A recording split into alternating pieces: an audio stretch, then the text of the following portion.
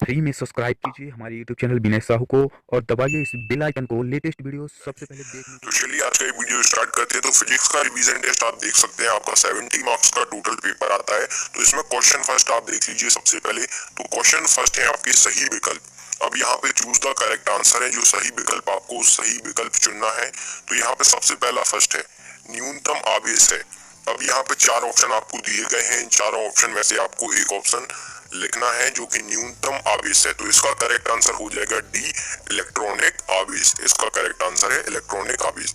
अब यहाँ पे आप कंफ्यूज हो सकते हैं, लेकिन डी इसका करेक्ट आंसर है, इलेक्ट्रॉनिक आवेश आपको यही लिखना है। अब इसी में आपका सेकंड है जो बी वाला, धातु का परावैद्युतांक होता है, परावैद्युतांक होता है। तो इसका करेक्ट आंसर हो जाएगा अनंत, मीन्स ए वाला, इसका करेक्ट आंसर है। इसके बाद है इसी का सी क्वेश्चन जो कि थर्ड वाला, एक गोलीय चालक की धारिता का सूत्र है।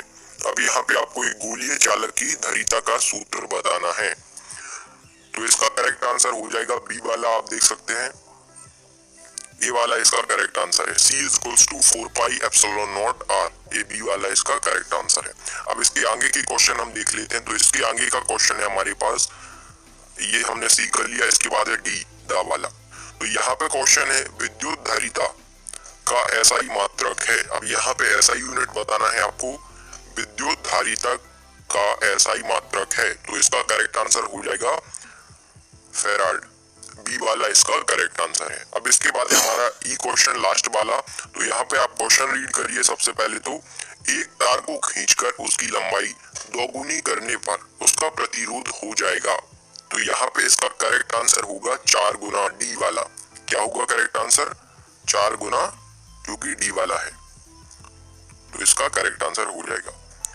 अब इसके बाद हम प्रश्न सेकंड देखते हैं। प्रश्न दूसरा जो आपका है, रिक्त स्थानों की पूर्ति कीजिए। तो यहाँ पे फिल इन द ब्लैंक्स आपको फिल करना है, जो कि रिक्त स्थान पूरे करना है। तो सबसे पहला फर्स्ट है, हम देख लेते हैं, जो कि मीटर सेतु डैश खालिस्तान के सिद्धांत पर आधारित है। तो यहाँ पे इसका जो करेक्ट आंसर होगा वो होगा व्हीट स्टोन सेतु, जो कि व्हीट स्टोन ब्रिज भी जिसे आप कहते हैं व्हीट स्टोन सेतु। आपको लिखना है व्हीट स्टोन सेतु। अब इसके बाद सेकंड है जो आपका B, H तथा I में संबंध है। तो अब यहाँ पे आपको तीन चीजें दी हुई हैं। सबसे पहला तो B, H और I, इन तीनों में आपको संबंध लिखना है। तो इसका फॉर्मूला है, जो कि मैं फॉर्मूला राइट कर देता हूँ स्क्रीन पर। B is equals to mu naught और कोष्टक ब्रैकेट यहाँ पे आपको लगाना है I प्लस H। आपको ये फॉर्मूला लिखना है। मैं फिर से लिख रहा हूँ अगर समझ में नहीं आया है। B is equals to mu naught, यहाँ से ब्रैकेट लगेगा और I प्लस H आपको ब्रैकेट के अंदर लिख देना है। तो ये है आपका आंसर सेकंड का। अब इसके बाद हमारे पास सी वाला है, ध्रुव प्रवाल्य का एसआई मात्रक है। तो यहाँ पे आपको फिर से एसआई यूनिट बताना है, जो कि इसका करेक्ट आंसर है वेबर। वेबर यहाँ पे आपको लिख लेना है। अब इसके बाद हम आगे बढ़ते हैं और डी वाला आपका देख लेते हैं। 3 म्यू एफ धारिता के 3 संधारित्र श्रेणी क्रम में जुड़े हैं, तुल्य धारिता खालिस्तान होगी। तो यहाँ पे इसका करेक्ट आंसर हो जाएगा, यहाँ पे 3 है, आपको 3 की जगह बंद कर देना है और डायरेक्ट लिख देना है। 1 लिख के 3 की जगह 1 म्यू एफ। तो यहाँ पे ए वाला इसका करेक्ट आंसर हो जाएगा। अब इसके बाद ई वाला है जो आपका question, 1 farad is equals to, 1 farad के बराबर कितना होगा? तो यहाँ पे हो जाएगा 9 इंटू 10⁻11। यहाँ पे इस प्रकार से आपको लिखना है 9 गुणित 10 के ऊपर 11 की घात। तो ऐसे आपको लिखना है। अब इसके बाद हमारा क्वेश्चन थर्ड आ जाता है, प्रश्न क्रमांक तीसरा, जो कि सही जोड़ियां यहाँ पे आपको बताना है, मैचिंग। तो यहाँ पे मैचिंग में आपको बता देता हूँ। तो फर्स्ट वाली जो आपकी है विद्युत ऊर्जा, इसका करेक्ट आंसर है एफ वाला, I²R2। क्या है? I²R2। ये आपका करेक्ट आंसर हो जाएगा विद्युत ऊर्जा का, आपको इससे मिलाना है। अब इसके बाद है सेकंड जो आंतरिक प्रतिरोध, आंतरिक प्रतिरोध का है यहाँ पे ओम। आंतरिक प्रतिरोध को आपको ओम से मिलाना है, ओम। इसका करेक्ट आंसर है सेकंड वाले का। अब इसके बाद है थर्ड वाले का करेक्ट आंसर है वोल्ट। क्या है? वोल्ट।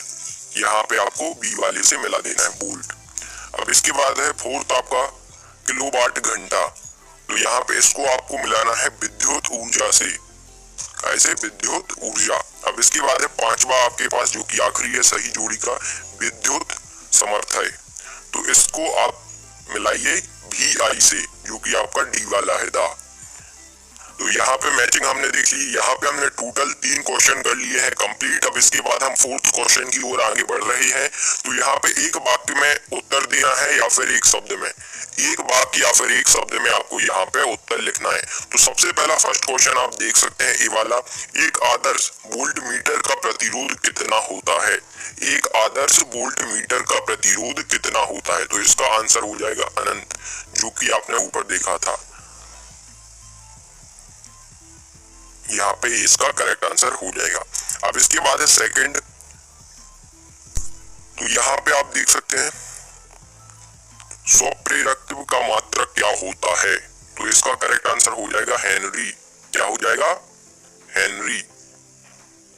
करेक्ट आंसर हो जाएगा हेनरी।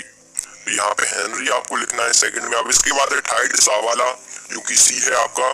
तो यहाँ पे आवेश के क्वांटीकरण से क्या तात्पर्य है? आवेश के क्वांटीकरण से क्या तात्पर्य है? इसका करेक्ट आंसर हो जाएगा, थोड़ी लेंथी है, मैं आपको बता दे रहा हूँ, लंबा है, आपको थोड़ी बैकग्राउंड नॉइस आ रहा होगा, तो इससे पर आपको ध्यान नहीं देना है। तो यहाँ पे आंसर मैं डिक्टेट कर देता हूँ थर्ड वाली का। तो इसका आंसर आप लिख लीजिए प्रकृति में, लिखिए प्रकृति में न्यूनतम आवेश। क्या लिखना है? प्रकृति में न्यूनतम आवेश सदैव निश्चित मान का पूर्व गुणत होता है। प्रकृति में, मैं फिर से रिपीट कर रहा हूँ, प्रकृति में न्यूनतम आवेश सदैव निश्चित मान का पूर्व गुणत होता है। और यहाँ पे ये लिखने के बाद आपको लिखना है ब्रैकेट में, यहाँ पे कोष्टक लगा के Q = प्लस माइनस NE, आपको ये लिखना है। मैं फिर से रिपीट कर देता हूँ, प्रकृति में न्यूनतम आवेश सदैव निश्चित मान का पूर्व गुणत होता है। तो यहाँ पे लिखना है Q = plus minus NE, bracket के अंदर इसको कोष्टक के भीतर बंद कर देना है।